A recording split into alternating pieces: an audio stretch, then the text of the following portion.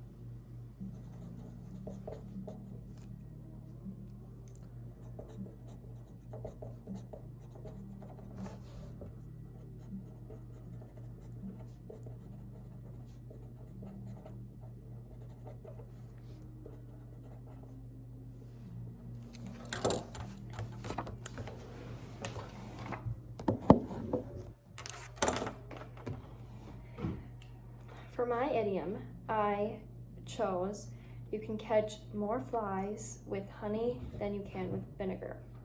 This means that when you're more kind to someone, you can get more beneficial things out of it rather than if you're rude to someone.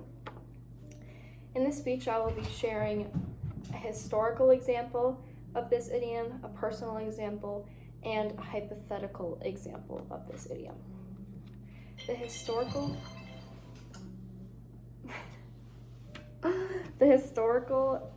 example that I found is that when France came over to North America, they were very kind to the Indians, and being kind to the Indians helped them get the help that they needed to know what they needed to know about the land, and them being kind actually helped the Indians learn new things that the France had when they came over, and it formed an alliance, and that helped them out.